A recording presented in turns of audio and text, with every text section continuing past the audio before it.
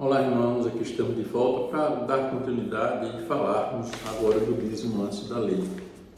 A gente vai perceber, e aí, neste caso, tanto Jacó Silva quanto Paulo José entendem, sim, que também existia o dízimo antes da lei. A diferença é que Paulo José destaca os primogênitos e também o Jacó Silva não. Então, vamos lá. O que a gente vai perceber, irmãos, é que dois textos muito importantes que falam sobre o dízimo antes da lei.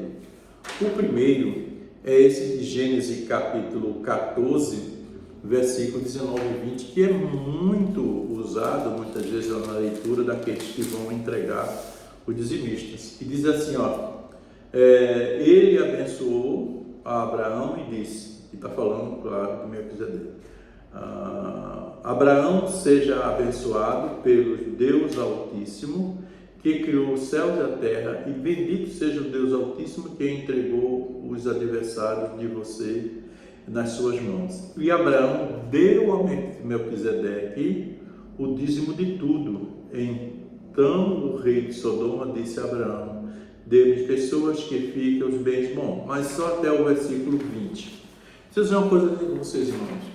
Abraão, diz o texto que Abraão deu o dízimo a Melquisedeque. Melquisedeque, ele era rei de Salém, não é?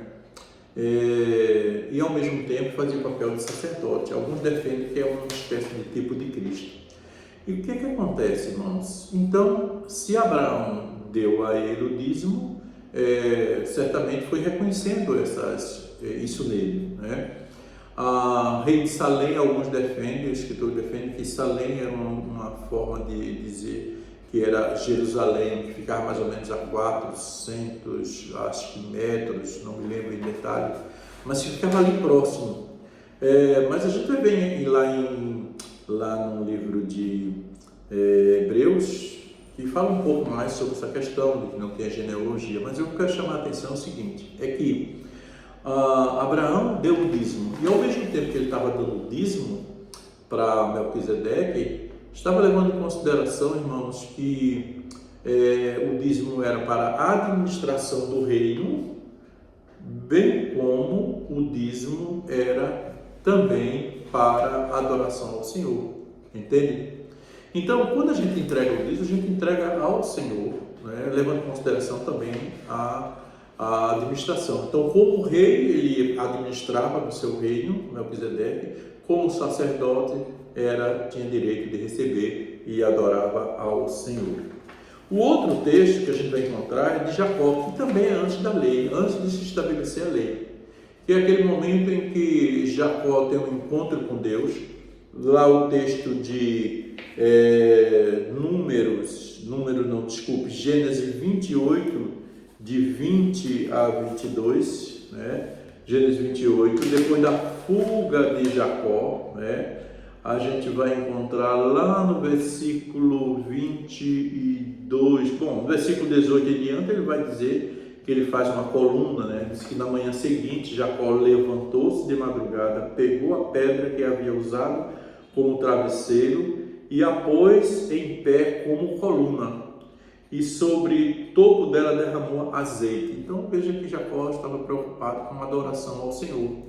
E ao lugar da cidade que antes se chamava Luz, deu o nome de Betel. Jacó fez também um voto dizendo, então ele adora ao Senhor, e agora ele faz um voto de entrega do dízimo. Ele diz assim, se Deus for comigo e me guardar nesta jornada que empreendo e me der pão para comer e roupa para vestir, de maneira que eu volte em paz para a casa de meu pai, então o Senhor será o meu Deus, e a pedra, diz aqui o texto, que pus como coluna, será a casa de Deus, e de tudo que me concederes, certamente te darei o dízimo.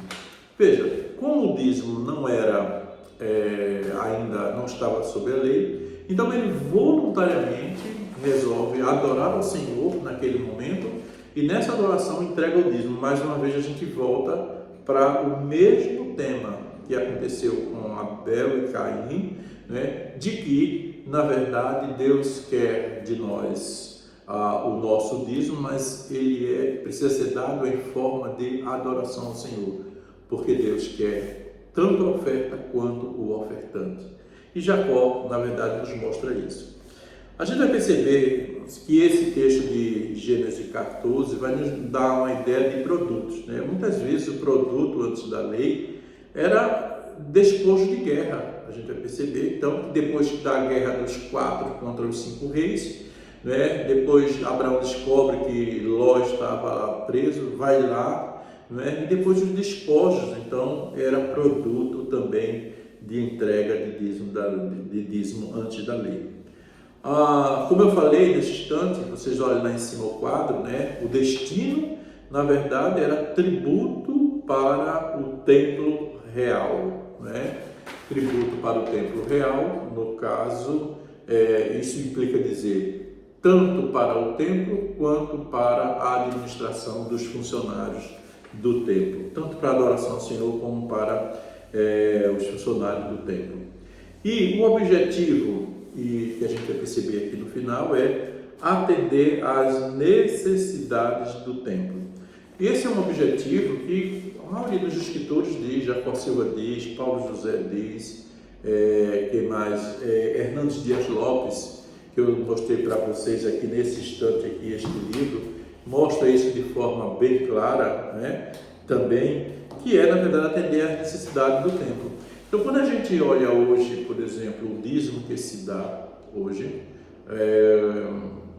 que não é mais da lei, mas que a gente tira o princípio da lei, ele tem os mesmos objetivos, né? Como já vimos antes, de adorar ao Senhor, gratidão, mas também atender à necessidade do templo, porque as nossas igrejas, na verdade, precisam para que possa se desenvolver, considerando tudo isso que a gente tem falado, né? Não pode ser um dízimo que seja, vamos dizer assim, destituído de uma adoração ao Senhor, mesmo que seja para a necessidade da igreja. Deus não iria se agradar.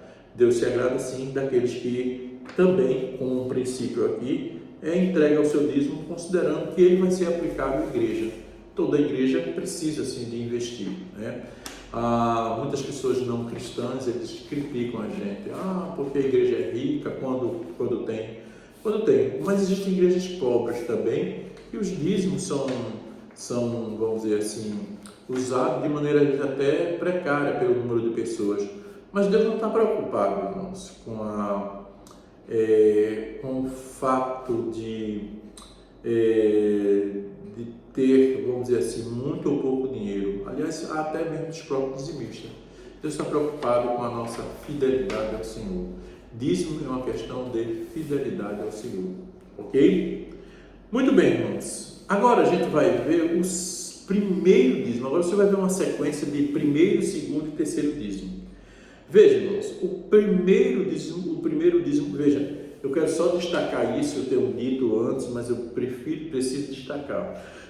Se você não olhar o texto nessa perspectiva de primeiro dízimo, segundo dízimo, terceiro dízimo, você não vai entender como é que funcionava o dízimo no Antigo Testamento e automaticamente você vai pregar uma coisa aqui, outra ali, sem localizar, sem situar exatamente aquilo que é próprio da ordem aqui. Por exemplo, aqui ele fala, veja, primeiro as primícias, depois o dízimo antes da lei e agora o primeiro dízimo.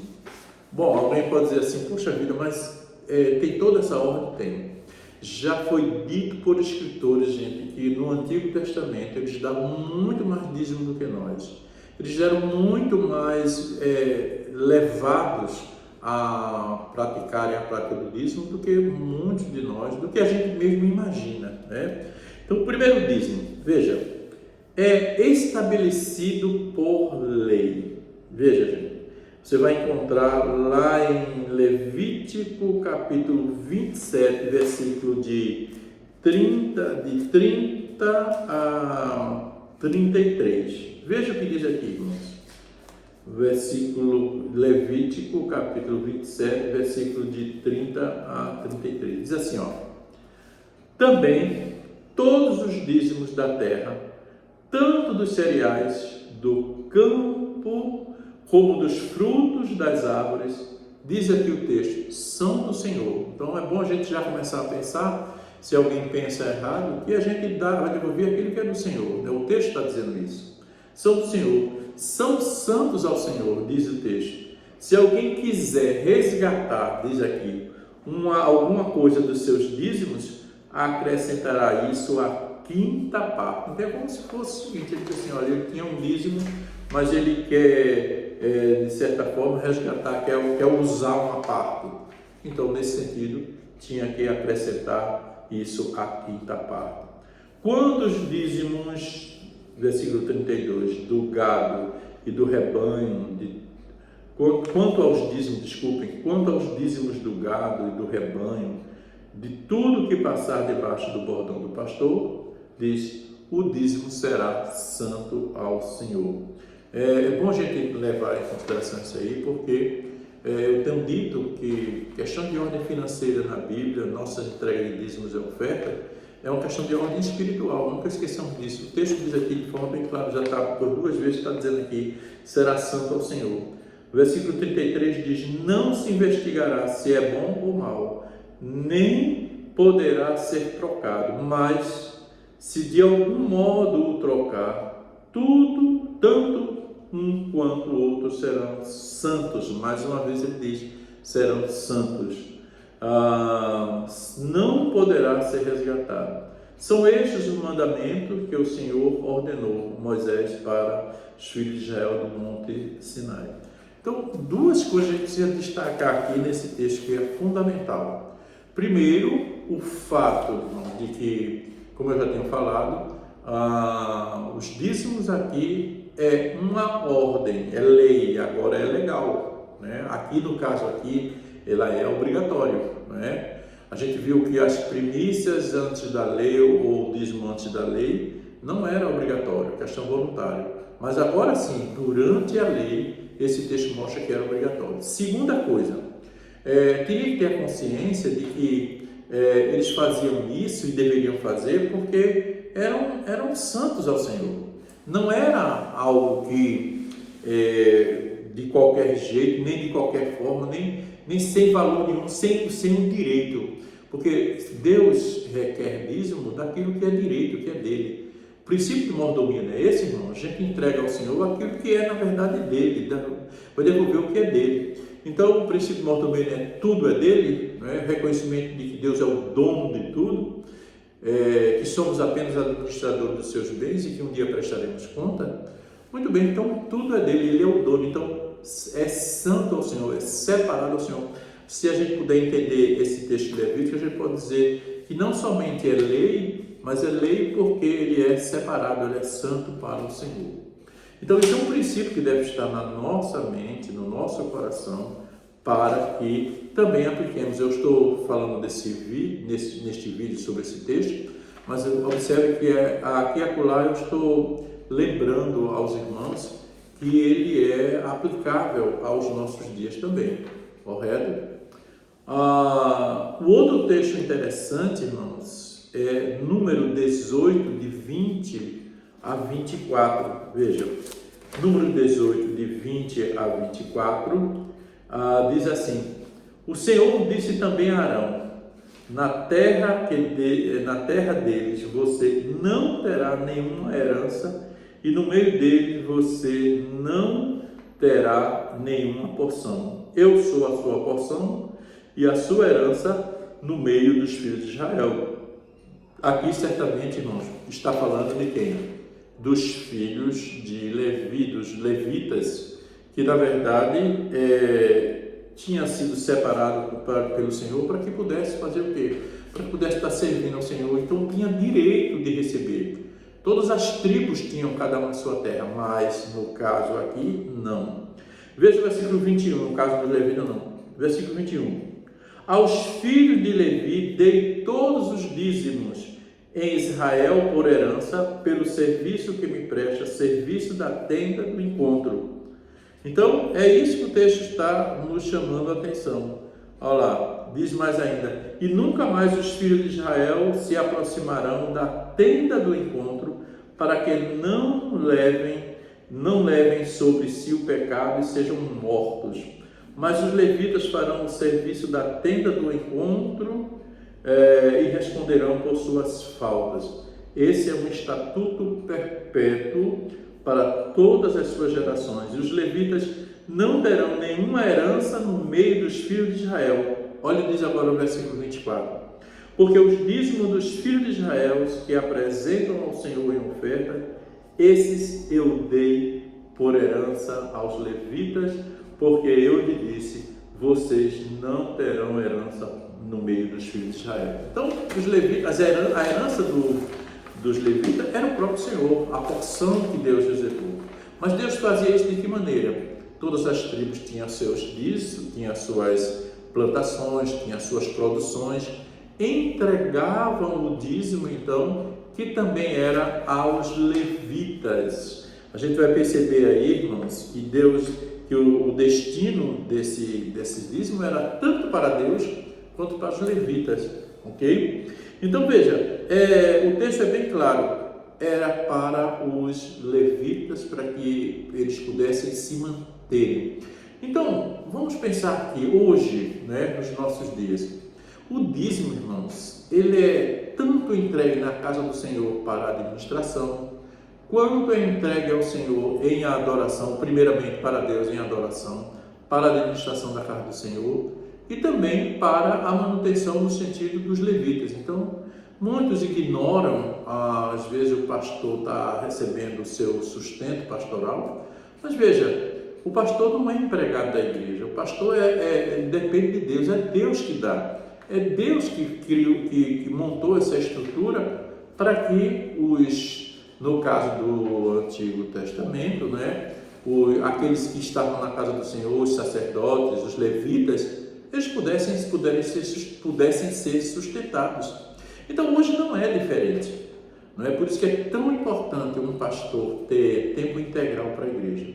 O pastor precisa de visitar, o pastor precisa de levar ceia, o pastor precisa de fazer casamento, o pastor precisa da gabinete pastoral, precisa pregar, precisa ensinar, precisa dar tempo para ouvir as pessoas. Na verdade, o pastor tem uma responsabilidade grandiosa. Quando às vezes um pastor ele divide o seu trabalho na igreja com outros trabalhos seculares, dificilmente isso vai ser bom, vai deixar de dar uma atenção para a igreja. Quando a gente vê em Neemias, por exemplo, quando Neemias tenta restaurar depois do muro de Jerusalém, você vai perceber, irmãos, que os sacerdotes estavam distantes, cada um estava nos campos, tentando fazer o quê? A sua própria vida, tentando cuidar do seu sustento.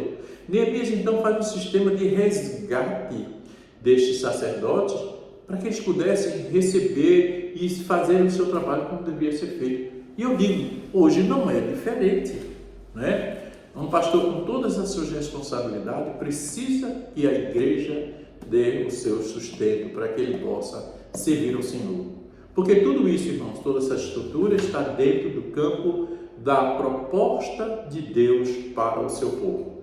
Quando a gente não se distancia disso, certamente que teremos dificuldade.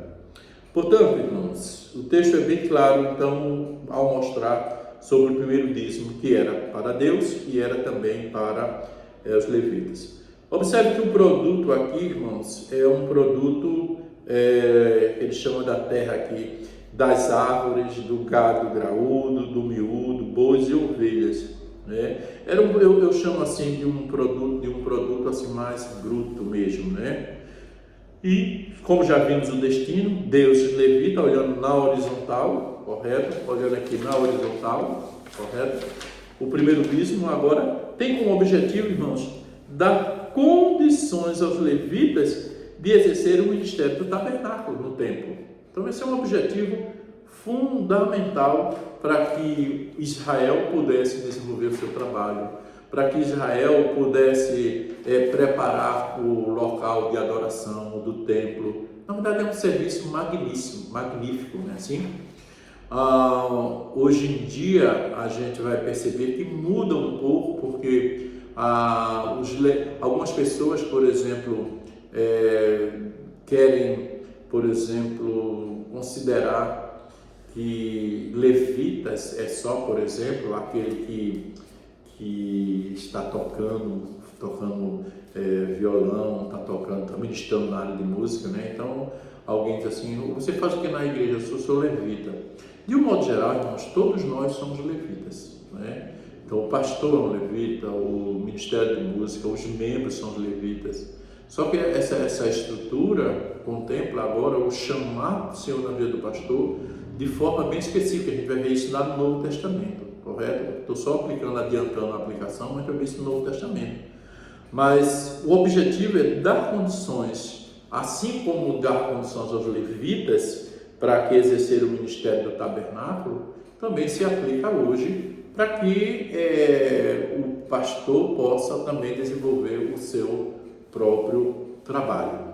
Portanto, irmãos, nós vimos já primícias, dízimo antes da lei e também vimos o primeiro dízimo. No próximo vídeo nós estaremos dando continuidade falando do segundo e do terceiro dízimo.